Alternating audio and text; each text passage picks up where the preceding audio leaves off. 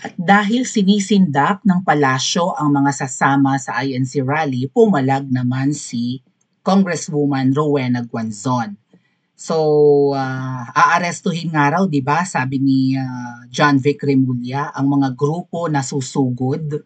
So, nagwo-worry sila na hindi lang matatapos sa Luneta ang rally, kundi baka may susugod sa Mendiola, may susugod sa Palasyo, right? For sure nakaharang na yung mga kapulisan diyan. Oh. Matakot kaya ang ilang mga grupo, religious groups, fraternity groups, business groups, political groups, like mga supporters ni PRRD and whoever? Well, tingnan natin. Ayan nga po, di ba? Nagbabala si Remulla na yung mga destabilization efforts ng iba't ibang grupo during the INC rally ay pwede pong hulihin nila, di ba? Yung planong yan ay pipigilin nila at dadakpin yung mga grupo, siguro lalong-lalo na yung mga leaders, yung mga retired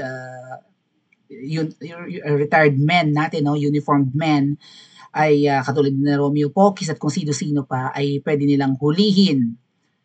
Mukhang natatakot na nga sila, atin.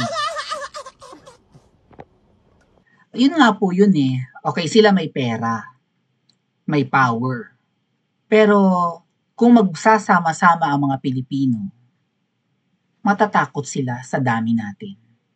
Kasi hindi lang ito pagsasama-sama ng mga kritiko eh.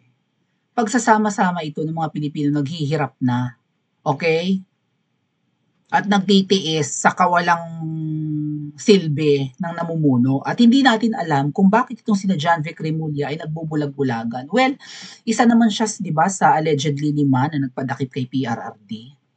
Ano kaya ang kapalit no, ng kanilang pagbubulag-bulagan at pinipili nilang pagsilbihan ang adiktador at hindi ang mga Pilipino?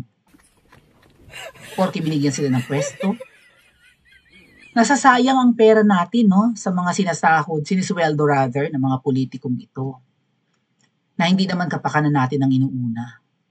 Ang pinagsisilbihan ay ang angkan ng mga, alam niyo na.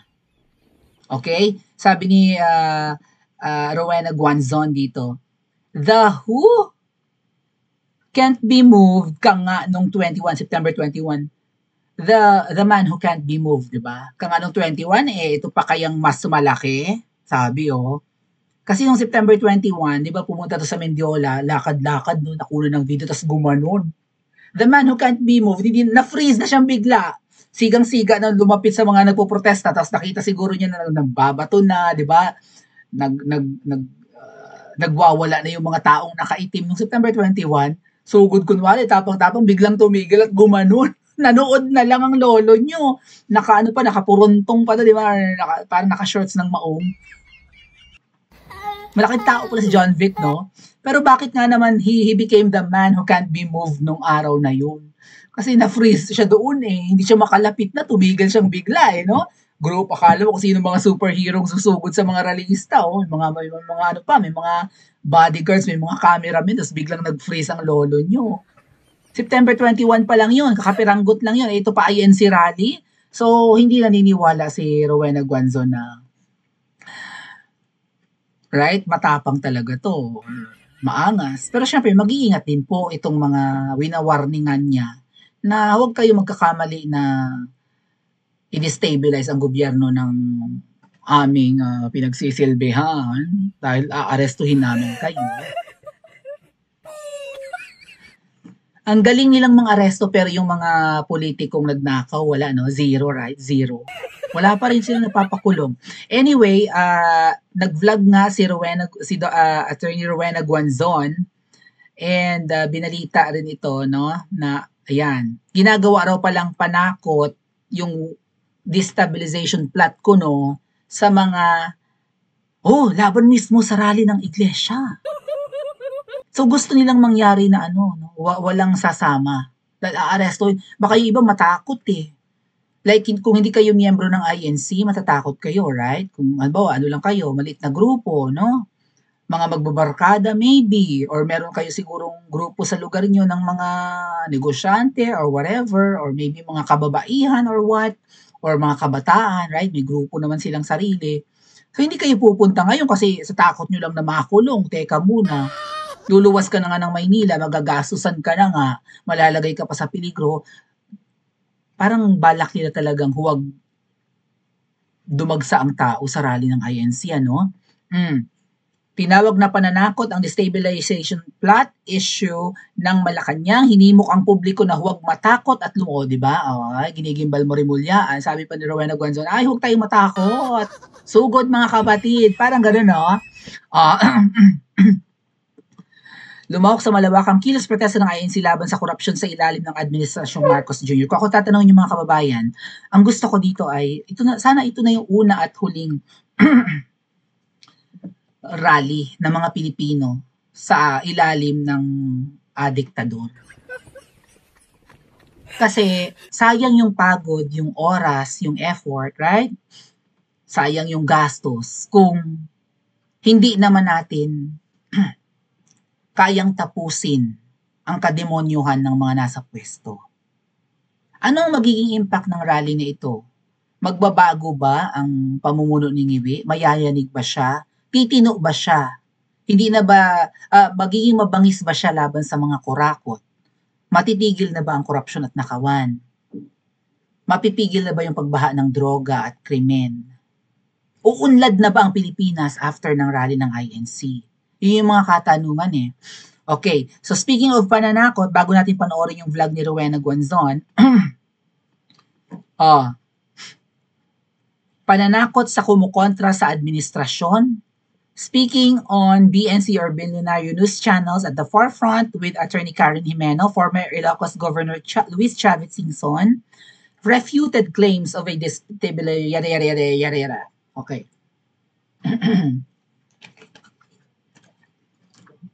Di ba nanawagan nga si Chavez na bumaba ka na lang.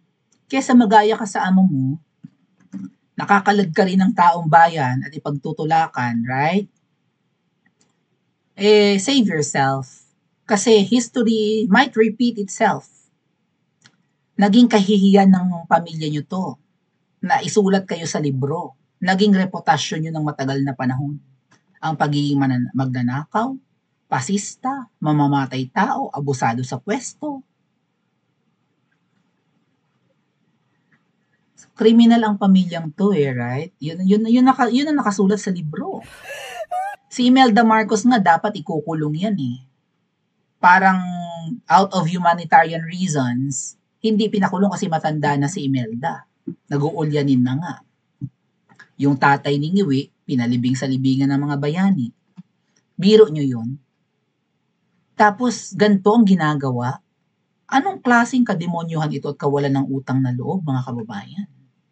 Wala silang balak na, wala kasing amor si Ngiwi.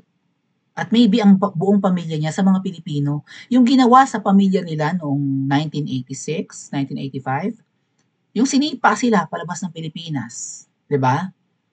For sure, nagtanim sila ng galit sa atin, sa buong Pilipinas. At ito yung restback nila ngayon Naghirap ang mga yan. Okay, nanganib ang buhay, hindi makauwi.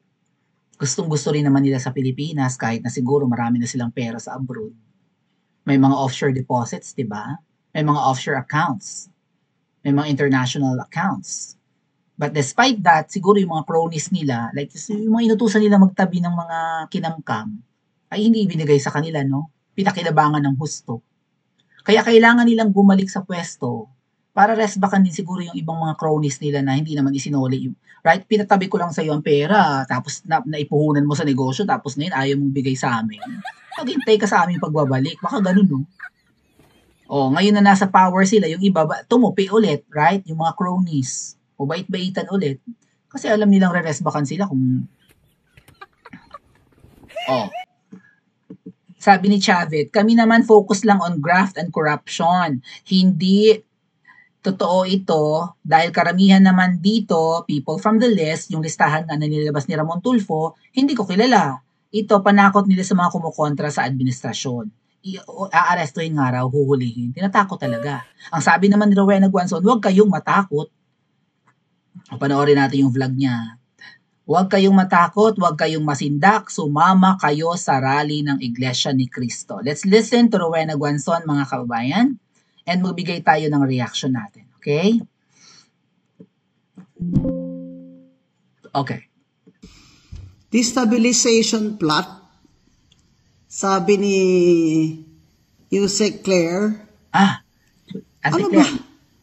Dalawang super typhoon lang na sunod-sunod, may destabilization plot na. Saka nakakatawa yung mga nasa listahan. Ano naman yung destabilization plot? Sinabi ba nila na it is to destabilize the government with the purpose of overthrowing it?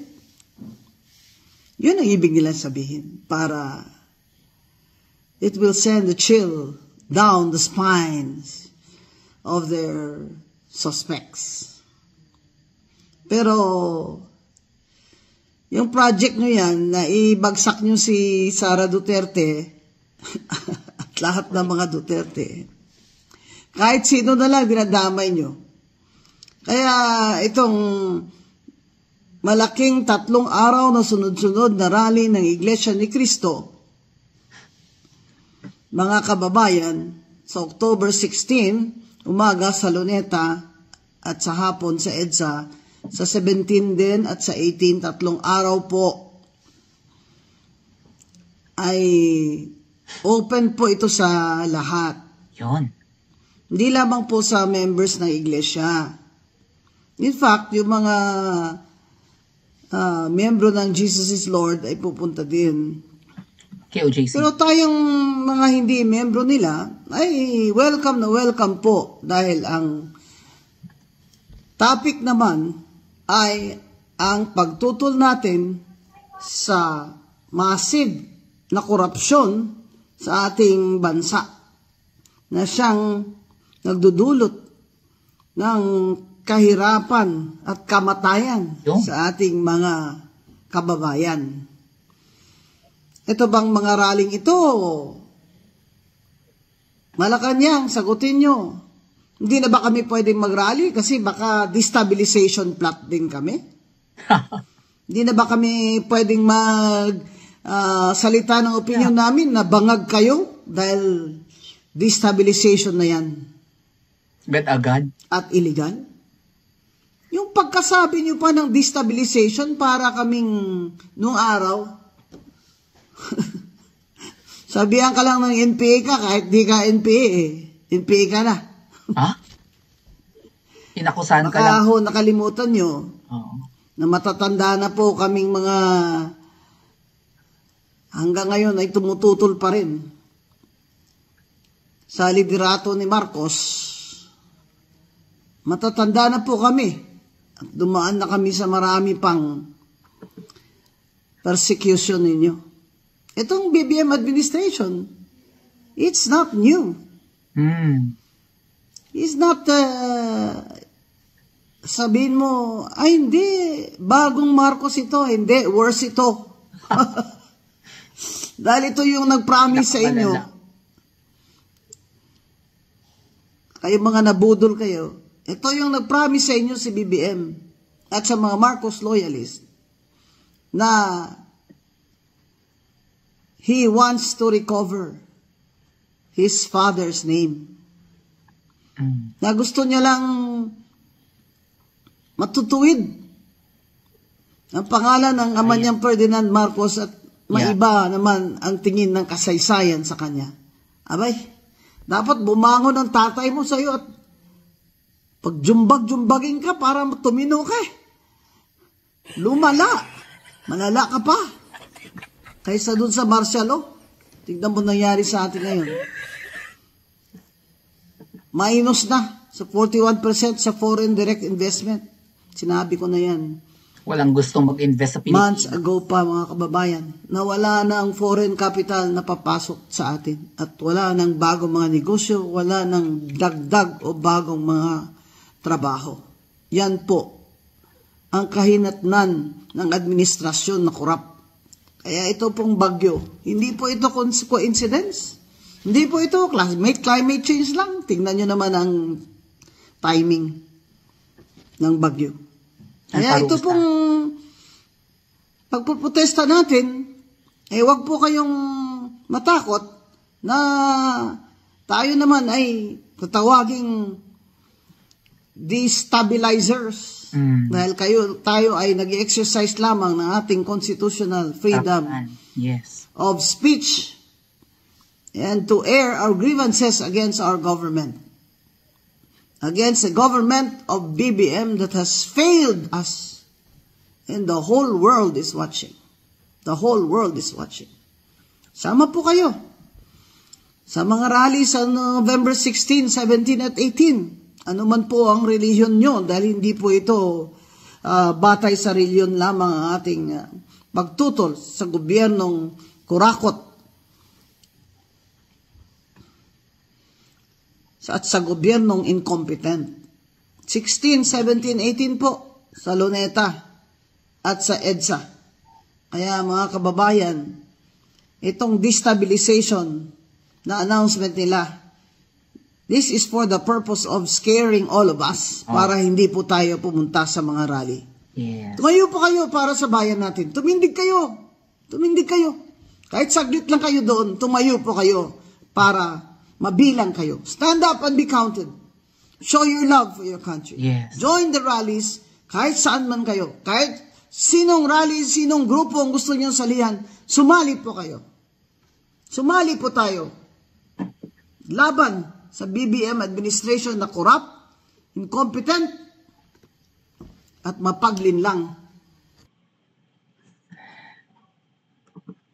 Nakakatuwa mga kababayan kasi nung panahon ng kampanyahan noong 2022, galit na galit kami kay Rowena Guanzon dahil di ba umiinom sila ng coke tapos ngingiwi-ngiwi ng ganon. Inaasar nila, right?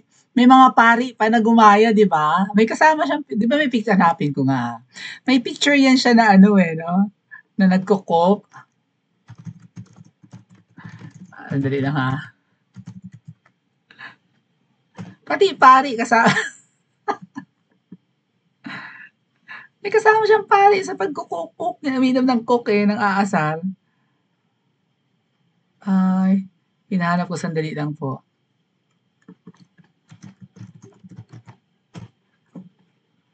Ay, nasaan yun? May kasama siyang pari nun eh. Sa pag-inom-inom niya. Anyway, hindi ko mahanap. Ito lang yung nakita ko.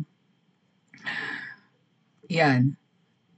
Ngiwi-ngiwi. Basta may kasama siya sa picture before na parang pari. Na umiinom sila ng... I think, ito nga, yung kinrap, itong picture na isa, yung naka-blue siya, ang katabi niya dyan, dito sa picture na to, may katabi siyang pari. It was really hilarious, pero galit na galit kami nun kasi nga unit team kami, 'di ba? We supported VP Sara and Ngiwi nung elections. Tapos ayun, she was right all along. But Congresswoman Rowena Guanzon, you being a schoolmate of Mangga at birthday daw ni Mangga, wa kami pakils. Kaibigan niya si Amy, no? But, of course, ginagalang niya yan. May pinagsamahan siguro sila being schoolmates in UP. But, sa tingin namin, Attorney Rowena Guanzon, hindi rin mapagkatiwalaan si Mangga. Of course, blood is thicker than water, di ba? Puprotektahan niya ang kanyang kapatid. Hindi niya i-incriminate ang kanyang kapatid bilang utak sa mga paghihirap natin ngayon sa Pilipinas. Di ba? Sa rampant na corruption and whatnot. Sa kahirapan ng buhay. Kung talagang alam nyo mga adat kuya, katulad niyan, si Attorney Rowena Guanzon ay sasama sa rally ng INC and probably iba pang rallies, no? Kasi meron sa EDSA. Rally kasi ng INC talaga ang Luneta, kanila yan. Although makakasali ka naman dyan, pero right? Hindi ka naman makakapag-purchase ng damit nila kung hindi ka miyembro kasi baka may uniform ulit ang INC na puti, tapos pinaimprenta. Kung hindi ka iglesia, hindi ka naman yan makakabili kasi we tried nung January, kasama ko ngayon sa Friday group, shout out, and we tried to buy or purchase yung t-shirt na binibenta. 150 pesos lang mga kababayan. As in 150, mura lang. Ganda pa ng imprenta. Pero may mga ano sila, may mga probing questions sila. Tinatanong kanila kung may tanong sila kung saang part ka na, kung saang right, ganun, kung saang area ka or anong lugar niyo something. May mga code silang ginagamit, code names or whatever, para malaman kung miyembro ka nga ng INC. Hindi namin nasagot, hindi kami binentahan. Kaya nagtataka ako dito sa ibang mga double agents, no, na mga mahilig magbenta ng mga merch, kung paano silang naka-avail ng design at nagpa-imprenta sila. At kaya sila may suot na ganong mga damit ng INC, uniform ng mga iglesia ni Cristo, right? At binenta nila sa mas mahal na amount. Pero doon sa venue, sa Luneta Park, 150 pesos lang yung t-shirt. So kanila yan, kaya siguro may mga rally din sa People Power Monument or EDSA sa kasabay ng mga petsa. Kasi maganda yung tingnan no? Katulad nung September 21 na may rally po ng mga nakaitim sa Luneta, merong rally sa Camp Aguinaldo, may rally sa Mendiola, may rally sa People Power Monument, pero ang pinakamatibay na crowd, EDSA Shrine. Inaabot ng gabi, marami pa rin ang tao, Luneta, nung padilim na. Anyway, naglakad, diba, yung mga taga-Luneta, o yung mga nakaitim sa Luneta, yung mga artista pa nga, papuntang People Power Monument. So, maagang na-dispatch or na-disperse yung crowd ng Luneta. Pero nung hanggang gabi, ang puno pa rin po, EDSA Shrine. So, tama si Attorney Rowena Guanzon, sumama kayo. Huwag niyong sayang. Sana ito na yun. Right?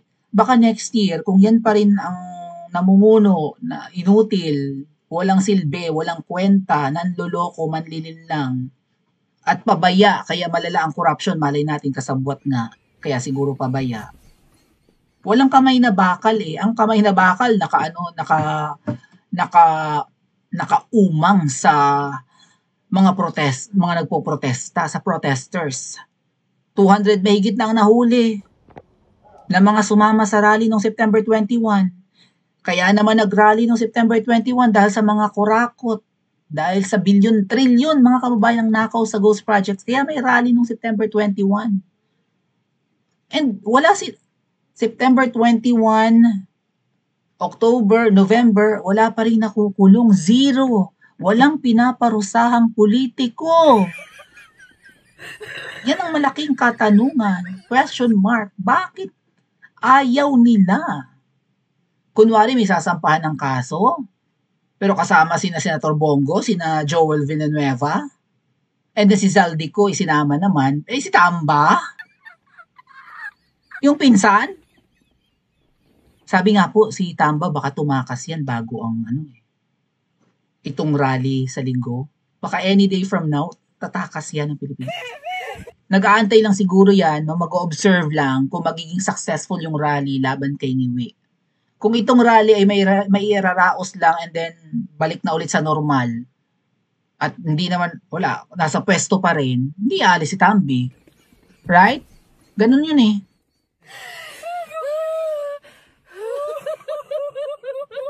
Kaya para hindi masayang ang pagod ng mga Pilipino ng INC at huwag naman tayong maubusan na lang, di ba? Hirap na nga ng buhay, tapos rally lang tayo ng rally hanggang 2020. Yan kasi ang gusto ng mga double agents. May mga tanim sila sa mga Duterte groups Kaya ginagawa nila, diba, pinapagod nila, palipat-lipat ng venue, rally sa Liwasan, rally sa Raha Sulaiman, rally sa Camp Aguinaldo, punta doon sa kung saan-saan. From Camara, pinaglakad. Biro mo yun? From Lower House, naglakad sa Commonwealth Avenue and EDSA, papunta ng Camp Aguinaldo. Gaano ang pagod ng mga pinagod, nagastusan, right? Hanggang sa pakonti ng pakonti. Ang ending, nakaupo pa rin yung adiktador. So sana ang regalo sa mga Pilipino ngayong Kapaskuhan ay ang makalaya tayong lahat sa magnanakaw na angkan. Tama ba? Pa-comment sa comment section at mag-like and subscribe din po kayo.